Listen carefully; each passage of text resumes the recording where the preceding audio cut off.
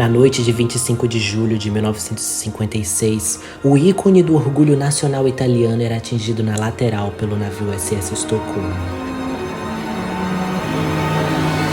O pesado Andrea Doria imediatamente começava a inclinar severamente para este bordo. De todos os navios da Itália na época, o Andrea Doria era o maior, mais rápido e supostamente o mais seguro. Durante a forte inclinação do navio após a colisão, a metade dos botes salva-vidas ficou inutilizada.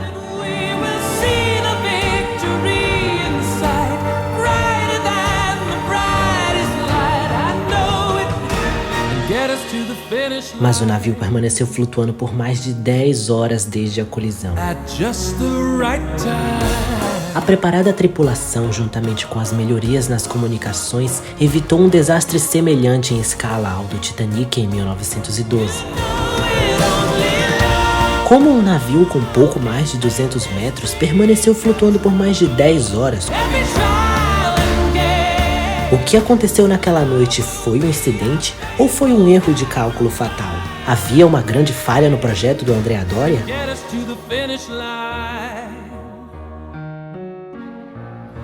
Just the right time.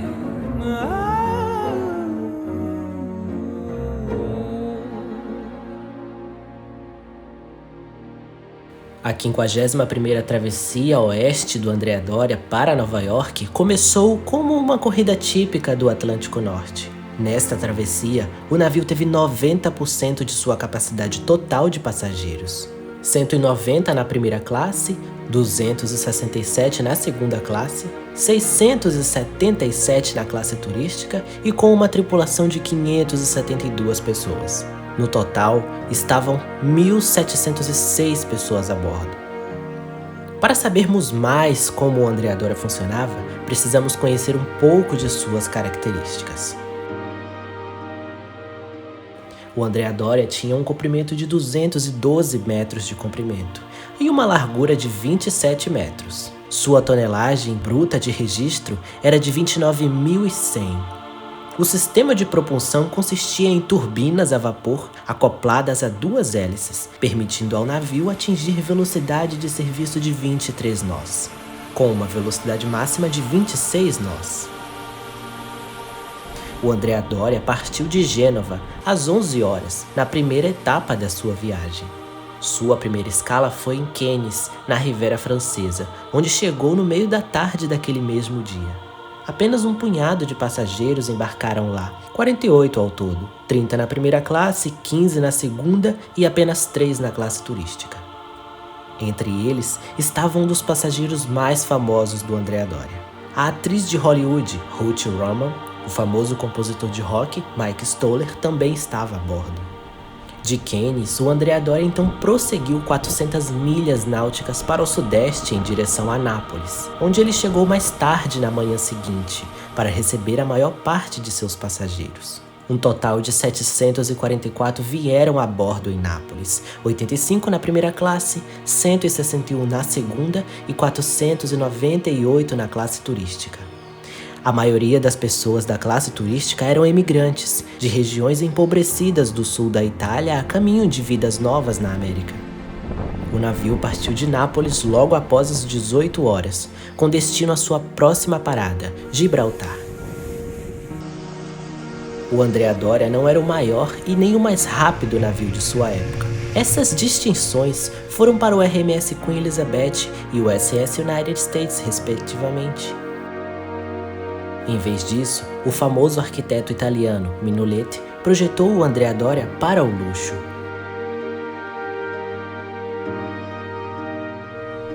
Dois dias depois de deixar Nápoles, o Andrea Doria finalmente chega a Gibraltar, com o embarque de seus 65 passageiros finais, 26 na primeira classe, 19 na segunda classe e apenas 20 na classe turística. Ele então prosseguiu para o Atlântico aberto, rumo a Nova York. Por navegar em rotas mais ao sul no Atlântico, o Andrea Doria foi o primeiro navio a contar com 3 piscinas externas, uma para cada classe, primeira, segunda e classe turística. Quando totalmente lotado, o navio era capaz de acomodar 1.241 passageiros em 3 classes diferentes. 218 na primeira classe, 320 na segunda classe e 703 na classe turística. Como era a regra a bordo dos transatlânticos de passageiros, cada classe de passageiros era estritamente separada para partes específicas do navio. As acomodações de primeira classe estavam localizadas ao meio nos convéses superiores do navio. As acomodações da segunda classe estavam localizadas próximo à popa.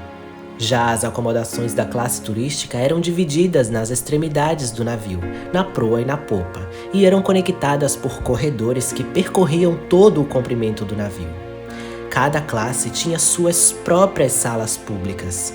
Sala de jantar, lounge, salões sociais, áreas de espaço aberto e fechado no convés e até mesmo suas próprias piscinas com varandas. 563 tripulantes foram encarregados de operar e manter o navio. Na época, mais de $1 milhão foi gasto em obras de arte na decoração das cabines e das salas públicas, incluindo uma estátua em tamanho real do almirante Doria. Esse valor, corrigido para os valores atuais da inflação, equivale a $12 milhões. Na quarta-feira, 25 de julho, o Estocolmo, um transatlântico de passageiros, partiu do porto de Nova York em sua 113ª travessia do Atlântico para seu porto de origem, Gotemburgo, na Escócia. Com aproximadamente a metade do tamanho do Andrea Doria, o Estocolmo foi o menor navio de passageiros na rota do Atlântico Norte durante a década de 50. O navio foi projetado com uma forte proa quebra-gelo, que acabou sendo um fator importante para a sua sobrevivência e causar um dano fatal ao Andrea Doria.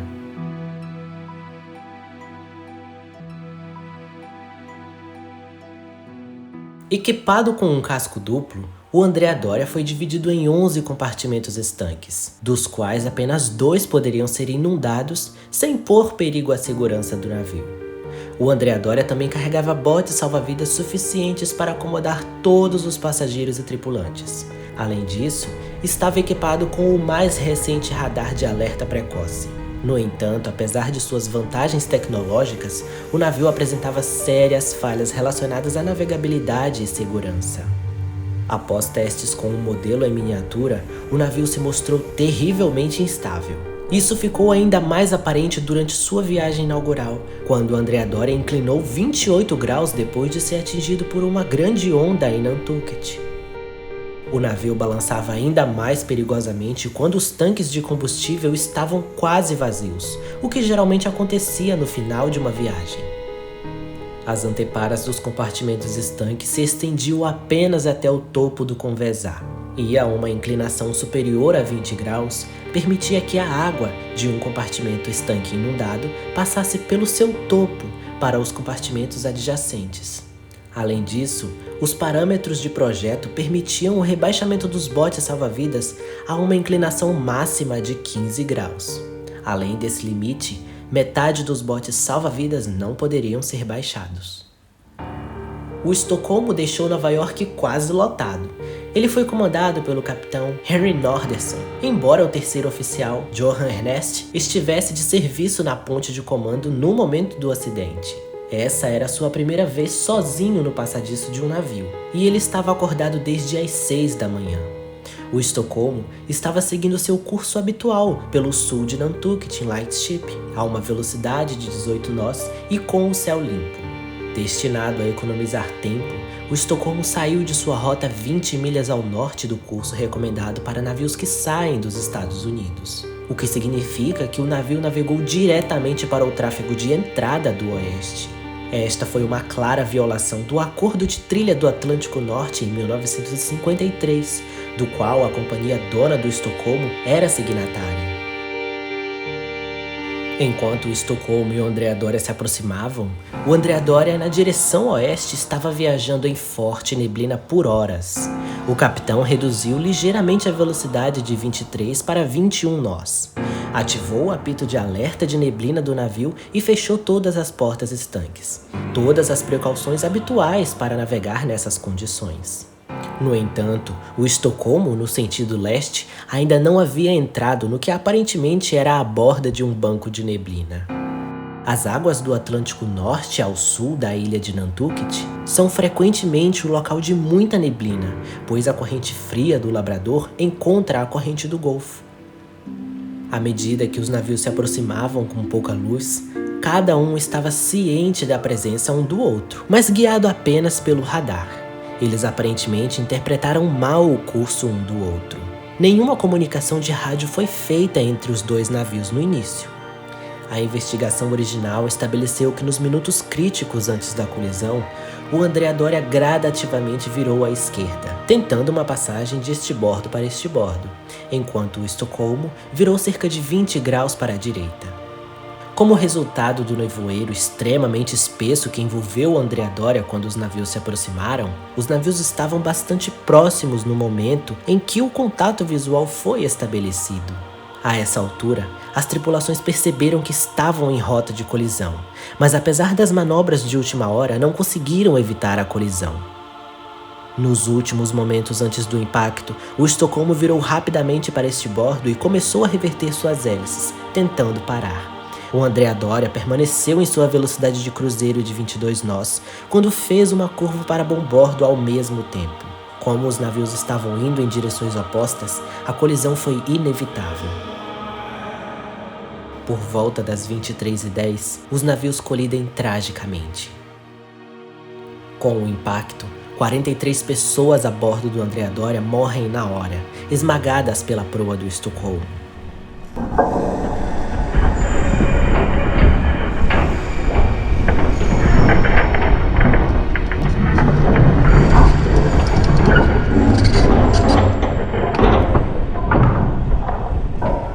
O Andrea Doria balança violentamente. Passageiros e objetos do navio são jogados ao chão. Gritos são ouvidos por todo o navio. A viagem de rotina do Andrea Doria agora havia se tornado num verdadeiro pesadelo.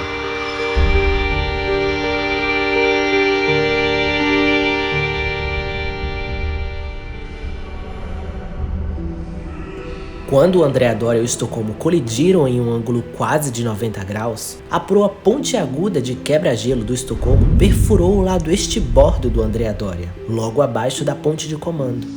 A proa penetrou 12 metros no casco do navio. 5 tanques de combustível do lado estibordo do Andrea Doria foram abertos e cheios de milhares de toneladas de água do mar.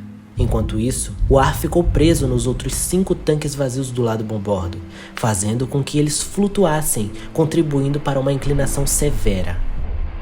Os grandes tanques de combustível do navio estavam praticamente vazios no momento da colisão, já que o navio estava chegando ao final de sua viagem, piorando ainda mais a inclinação. A construção do Andrea Doria começou em 9 de fevereiro de 1950, com a quilha do navio sendo colocada na rampa de lançamento número 1. 1 ano e 4 meses depois, em 16 de junho de 1951, o Andrea Doria foi lançado. Durante a cerimônia, o casco do navio foi benzido por Giuseppe Siri, cardel arcebispo de Gênova, e foi batizado pela senhora Josefina Sargata, esposa do antigo ministro da Marinha Mercante, Joseph Sargate. Durante a viagem inaugural do navio em 14 de janeiro de 1953, ele encontrou fortes tempestades na aproximação final de Nova York. Por causa das ondas, o navio atingiu uma inclinação de até 28 graus. Em média, o Andrea Doria levava 5 dias para cruzar o Atlântico. Ele completou sua viagem inaugural em 23 de janeiro, com apenas alguns minutos de atraso.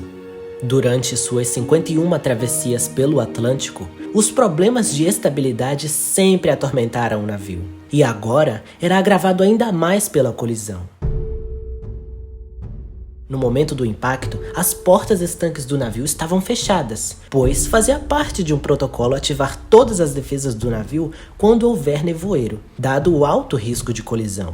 O Andrea Doria foi projetado para lidar com a inclinação, mas não maior que 15 graus. No entanto, a combinação de 5 tanques inundados de um dos lados e os 5 tanques vazios do outro deixou o navio com uma inclinação que, poucos minutos após a colisão, ultrapassou 20 graus. A colisão danificou apenas um compartimento do Andrea Doria.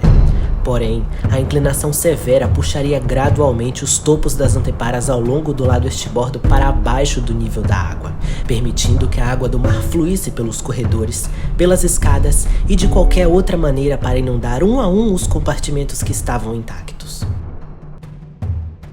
A colisão também havia perfurado um túnel de acesso para uma pequena sala do gerador, localizada no compartimento logo atrás onde a colisão havia acontecido. Sem uma porta estanque, a sala do gerador foi inundada rapidamente, contribuindo para a perda de eletricidade do navio.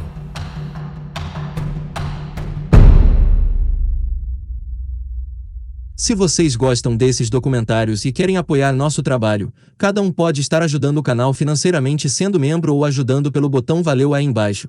Conto com sua ajuda.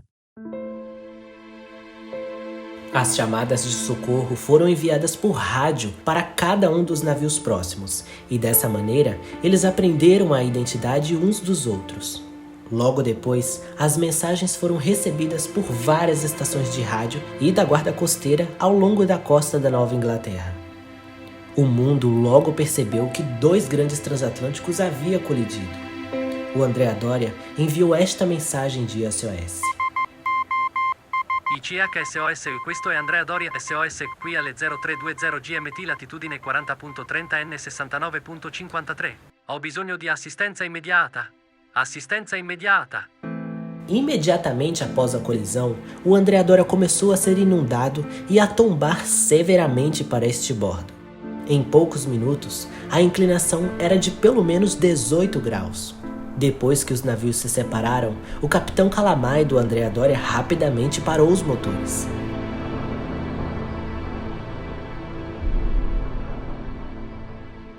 À medida que a inclinação foi aumentando, Calamai percebeu que não havia esperança para seu navio, a menos que a inclinação pudesse ser corrigida. Na sala de máquinas, os engenheiros tentaram bombear água dos tanques de estribordo inundados, mas sem sucesso. A bordo do Estocolmo, cerca de 10 metros de sua proa havia sido esmagada e arrancada.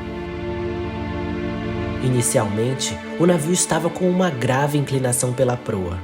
Para nivelar o navio, a tripulação esvaziou os tanques de água doce que ficavam na proa da embarcação, e isso fez o navio se nivelar novamente. Uma rápida inspeção verificou que apenas um compartimento dianteiro estava danificado. Apesar dos danos, o navio logo foi dado como estável e sem perigo de afundar. No Andrea Doria, a decisão de abandonar o navio foi tomada 30 minutos após o impacto. Por volta da meia-noite, um número suficiente de botes salva-vidas para todos os passageiros e tripulantes foram posicionados em cada lado do convés dos barcos.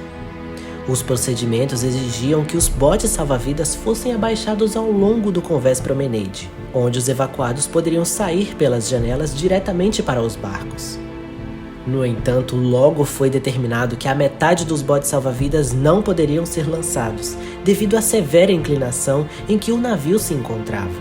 Para complicar ainda mais a situação, a inclinação também complicou os procedimentos normais dos botes salva-vidas a este bordo. Em vez de carregar botes salva-vidas na lateral do convés promenade e depois baixá-los na água, seria necessário descer os botes vazios e de alguma forma levar os evacuados do exterior da embarcação até o nível da água para embarcar nos botes. E isso acabou sendo realizado por meio de escadas de corda. Com medo de causar pânico e debandada dos botes salva-vidas de estribordo, o capitão Calamai decidiu não dar a ordem de abandonar o navio até que a ajuda chegasse. Enquanto isso, o segundo oficial, Guido Badano, fez anúncios pelo sistema de alto-falantes instruindo os passageiros a colocarem seus coletes salva-vidas e irem para seus postos de reunião designados. Uma mensagem de socorro foi retransmitida para todos os navios por rádio, deixando claro que botes salva-vidas adicionais eram urgentemente necessários. O primeiro navio a responder ao pedido de socorro do Andrea Doria foi o cargueiro Cape Ann. Ao receber a mensagem do Andrea Doria, o Cape Ann imediatamente se dirigiu ao local da colisão. A assistência que o Cape Ann poderia oferecer era limitada, pois ele tinha apenas 2 botes salva-vidas com capacidade para 40 pessoas. Em poucos minutos, ele foi acompanhado por vários outros navios, grandes e pequenos, que atenderam ao pedido de socorro do Andrea Doria.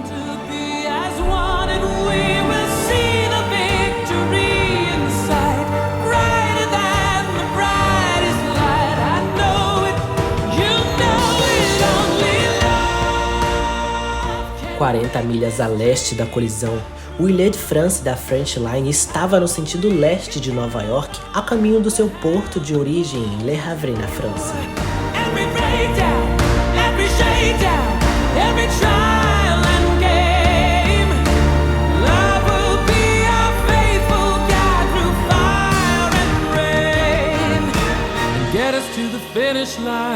O transatlântico de luxo de 30 anos estava entre os maiores transatlânticos de passageiros do Atlântico Norte. Ao saber da colisão e do pedido de socorro, Baudin, o capitão do Île-de-France, se questionou sobre um navio moderno como o Andrea Doria está naufragando.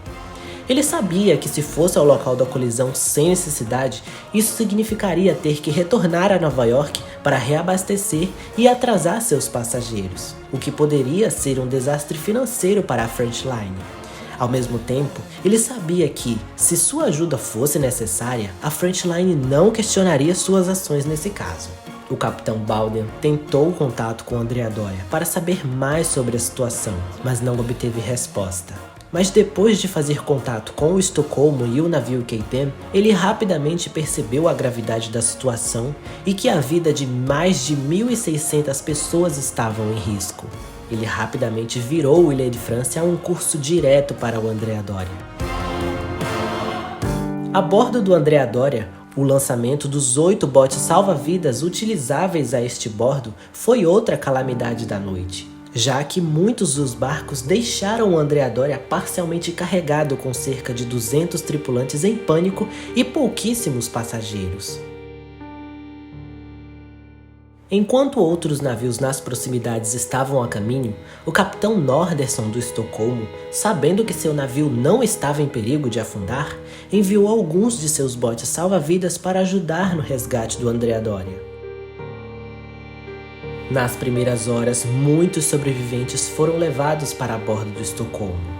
Ao contrário da tragédia do Titanic 44 anos antes, vários outros navios ouviram o sinal de SOS do Andrea Doria e foram o mais rápido possível. As mensagens do Andrea Doria eram retransmitidas por outras embarcações, isso porque o alcance de rádio do navio era muito fraco. A Guarda Costeira dos Estados Unidos da cidade de Nova York também coordenou o resgate em terra. Por volta das 3 da madrugada, o capitão Baudin do Île-de-France ficou preocupado em navegar seu enorme navio com segurança entre os 2 navios danificados, juntamente com os botes e barcos menores que estavam transitando pelo local. Às 4 da manhã, o nevoeiro havia se dissipado e o navio Île-de-France conseguiu atracar com segurança próximo ao Andrea Doria. O capitão do Île-de-France ordenou que todas as luzes externas do navio fossem acesas. A visão do Île-de-France iluminado foi um grande alívio emocional para muitos tripulantes e passageiros. O Île-de-France conseguiu resgatar a maior parte dos passageiros restantes, transportando seus 10 botes salva-vidas de ida e volta para o Andrea Doria.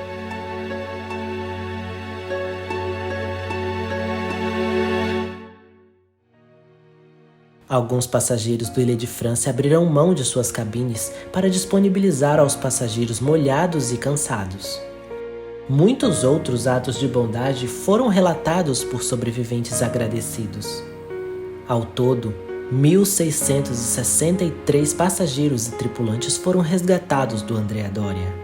O seriamente danificado Estocolmo recebeu um total de 545 sobreviventes, dos quais 234 eram membros da tripulação do Andrea Doria. 129 sobreviventes foram resgatados pelo Cape Ann, 159 pelo navio PV William Thomas, 77 pelo Edward Allen, incluindo o capitão Calamai e seus oficiais. Um marinheiro muito afortunado que dormiu durante toda a colisão e evacuação teve sorte de ser resgatado do navio.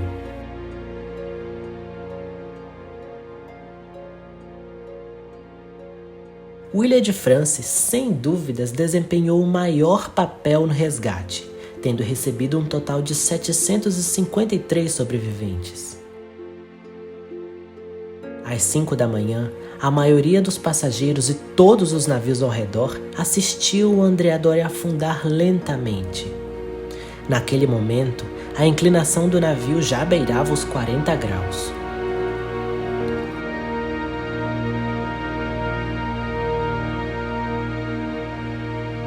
Pouco depois do amanhecer, uma menina italiana de 4 anos com traumatismo craniano e outros tripulantes do Estocolmo gravemente feridos foram retirados do local por helicóptero enviados pela Guarda Costeira e pela Força Aérea dos Estados Unidos.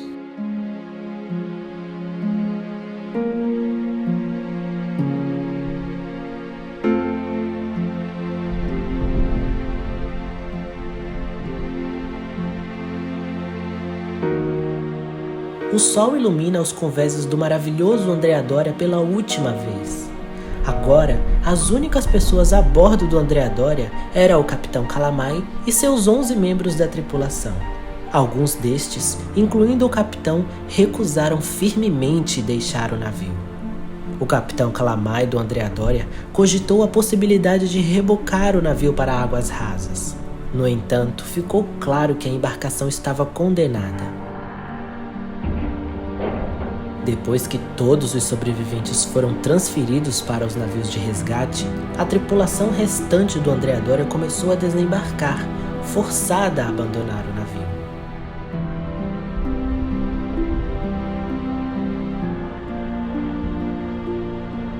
Às 5 da manhã, o Orgulho da Itália estava abandonado.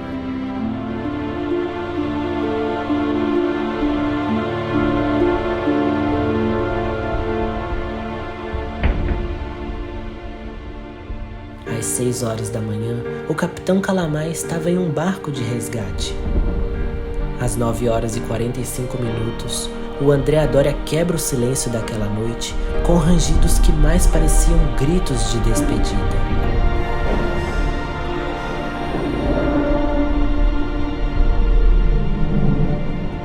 À medida que a embarcação rolava para este bordo, jatos de ar eram expelidos pelo navio, que dava seus últimos suspiros.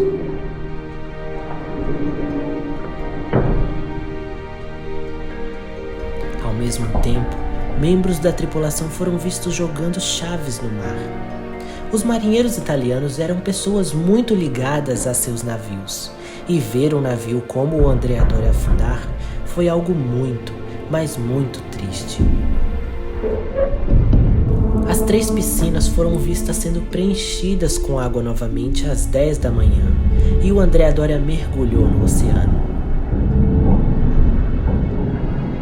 À medida que o lado bombordo mergulhava sobre as ondas, alguns botes salva-vidas não utilizados se soltaram de seus turcos e flutuaram de cabeça para baixo.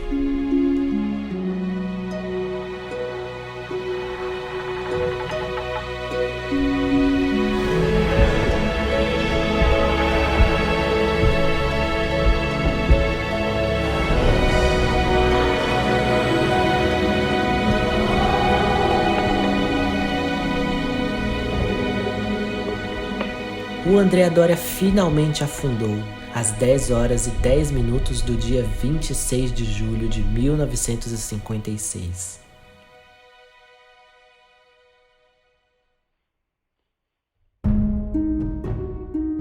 Por causa da divisão de passageiros e tripulantes do Andrea Doria entre várias embarcações de resgate, algumas famílias foram separadas durante a colisão e o resgate. Não ficou claro quem estava onde ou se algumas pessoas sobreviveram ou não, até que todos chegassem em Nova York. Ao todo, 6 navios diferentes participaram do resgate dos passageiros e tripulantes do Andrea Doria, incluindo o fortemente danificado Estocolmo, que conseguiu voltar para Nova York com sua própria escolta da Guarda Costeira dos Estados Unidos. Porém, ele chegou mais tarde que os outros navios. Durante a espera, o comentarista de notícias da ABC Rádio, Edward Morgan, transmitiu um relato profissional da colisão, não dizendo aos ouvintes que sua filha de 14 anos, Linda Morgan, estava a bordo do Andrea Doria e estava provavelmente morta. Mais tarde, foi revelado que Linda havia sido jogada de sua cama no Andrea Doria para o convés a bordo do Estocolmo durante a colisão, sofrendo apenas ferimentos moderados, mas não correndo risco de vida. Ela ganhou o apelido de Garota Milagrosa. Na noite seguinte, depois de saber das boas notícias, a transmissão emocionante de Edward Morgan tornou-se uma das mais memoráveis da rádio. Entre os passageiros do Andrea Doria estavam a atriz de Hollywood Ruth Roman e seu filho de 3 anos, Richard. No filme 3 Segredos, de 1950, Roman interpretou uma mãe perturbada esperando para saber se o seu filho havia sobrevivido ou não a um acidente aéreo. Ela e seu filho foram separados um do outro durante a colisão e evacuação. Resgatada, Roman teve que esperar para saber o destino de seu filho. Ela estava preocupada e ansiosa no cais em Nova York, pela chegada segura de seu filho a bordo de um dos navios de resgate. A atriz Betsy Drake, esposa do astro de cinema Cary Grant, também escapou do naufrágio, assim como o prefeito da Filadélfia, Richard Sanderworth. O pier de Nova York, onde o Estocolmo se dirigia, estava lotado de fotógrafos e equipes de televisão. Todas as principais lojas de departamentos e sapatarias tiveram estandes montados para dar roupas e sapatos aos sobreviventes. O naufrágio também afetou a história automotiva, pois resultou na perda do Chrysler Norseman, um protótipo de carro avançado e único que havia sido construído para a Chrysler, na Itália. O Norseman havia sido anunciado como uma grande atração no circuito de feiras de automóveis de 1957. No entanto, ele não havia sido exibido ao público antes do desastre e foi perdido, junto com outros 50 carros nos porões do Andrea Doria. Ao todo, 6 passageiros de primeira classe perderam a vida. Na cabine 46, o coronel Walter Carlin estava no banheiro escovando os dentes no momento da colisão e milagrosamente sobreviveu, enquanto sua esposa, Janet, foi morta. Mais tarde, a bordo do Estocolmo, tripulantes que revistavam os destroços da proa mutilada avistaram os restos mortais de uma mulher que correspondia às descrições de Carlin. Mas antes que ela pudesse ser recuperada, os destroços entraram em colapso e o corpo acabou caindo no mar.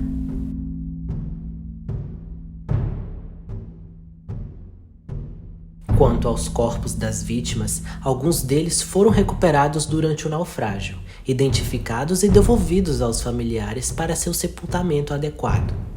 O resto se perdeu no mar, pois eles se afastaram ou acabaram afundando junto com o Andrea Doria. Vários meses de audiência foram realizadas na cidade de Nova York após a colisão. Advogados marítimos proeminentes representavam os 2 proprietários dos navios. Outras dezenas de advogados representavam as vítimas e as famílias das vítimas. Ambas as linhas de navegação contribuíram para um fundo de liquidação para as vítimas. Cada empresa arcou com seus próprios danos. Para a dona do Estocolmo, os danos foram estimados em $2 milhões, sendo a metade do valor para reparos na proa do navio. A Italian Line sofreu um prejuízo maior, estimado em 30 milhões. Embora o nevoeiro pesado tenha sido dado como a principal causa do acidente, outros fatores também foram citados.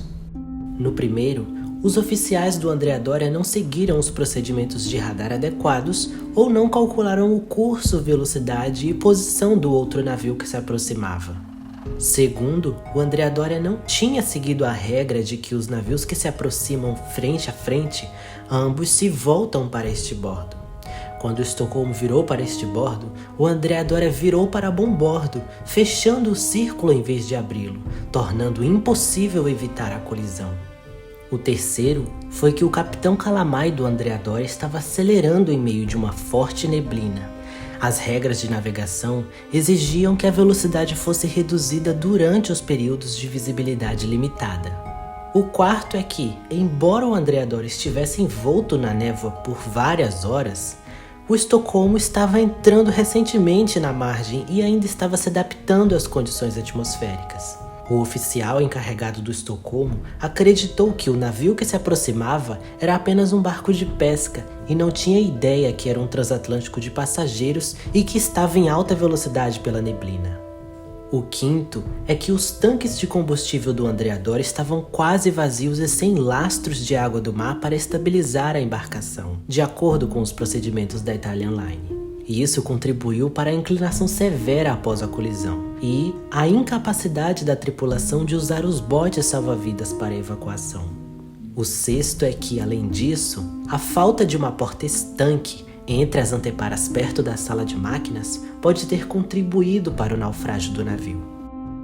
O sétimo é que o oficial de navegação do Estocolmo interpretou mal seu radar. Devido a uma má configuração no seu radar, ele pensou que estava mais longe do Andrea Doria do que realmente estava. Ele também não consultou seu capitão conforme o exigido pelo regulamento. A colisão do Andrea Doria com o Estocolmo levou a várias mudanças de regras nos anos após o incidente.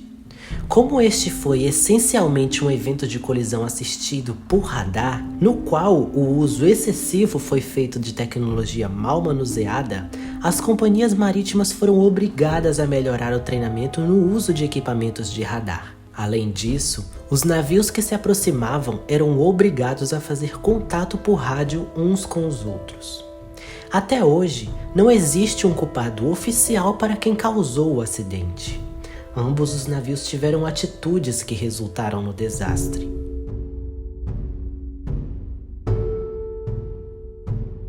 O Andrea Doria também tinha um navio irmão, o SS Cristóforo Colombo, que havia sido lançado 1 ano antes da construção do Andrea Doria começar. 3 anos após a perda do Andrea Doria, um novo navio, o SS Leonardo da Vinci, foi construído em 1960 para a Italian Line como substituto do Andrea Doria.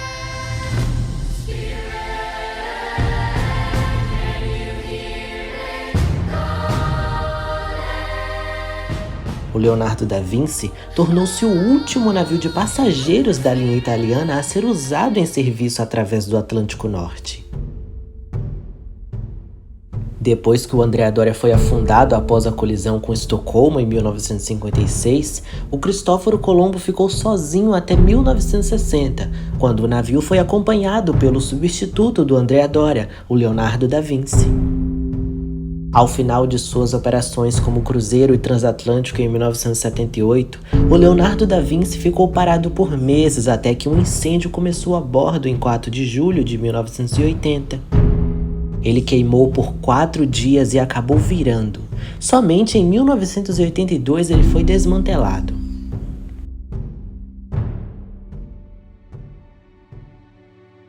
O Andrea Doria está a menos de 100 metros de profundidade e, devido às luxuosas instalações do naufrágio, o navio tem sido um alvo frequente de mergulhadores.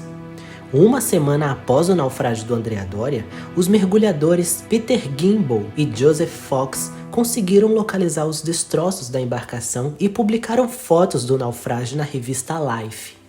Peter Gimbel mais tarde realizou uma espécie de operação de salvamento no navio, incluindo o salvamento do cofre bancário da primeira classe em 1981.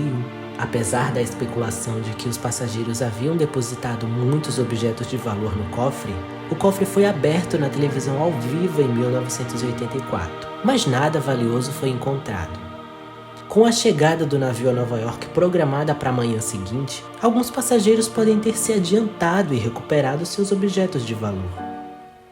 Evelyn Dudas foi a primeira mulher a mergulhar com sucesso no Andrea Doria.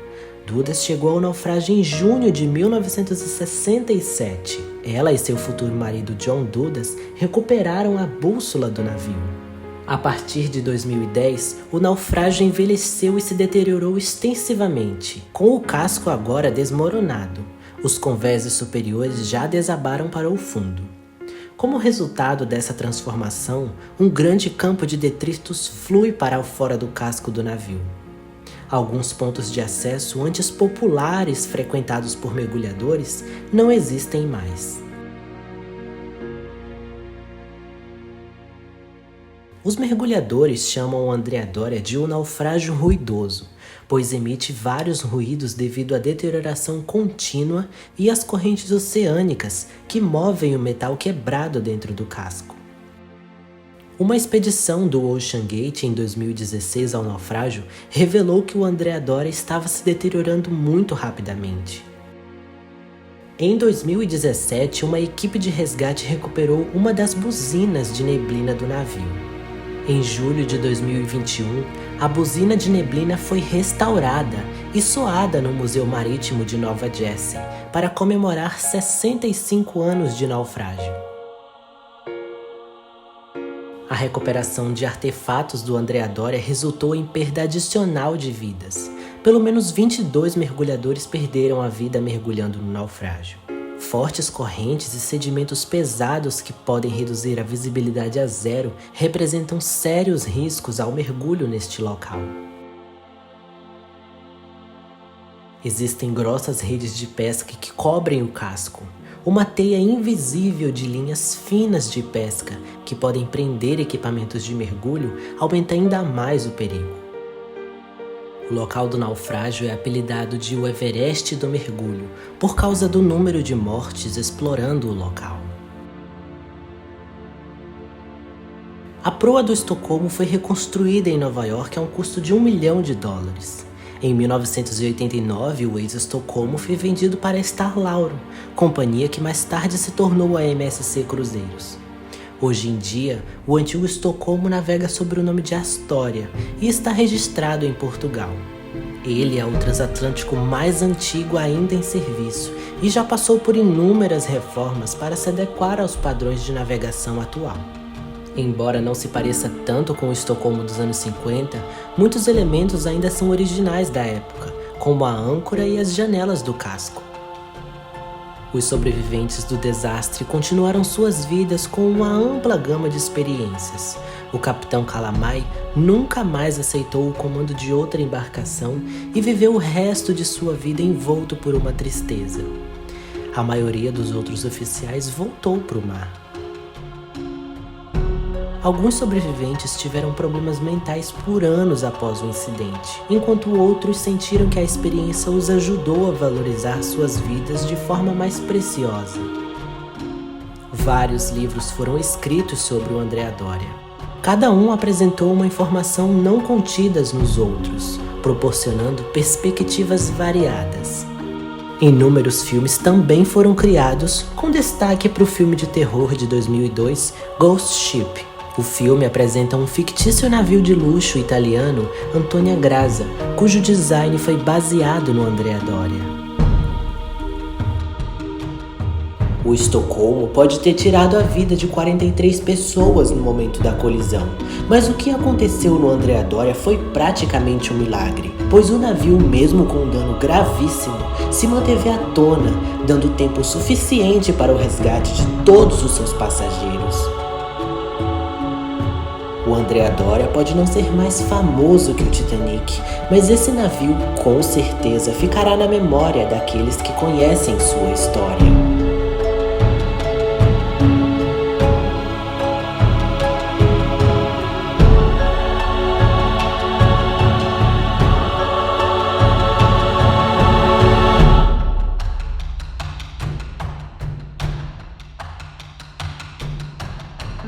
At just the right time.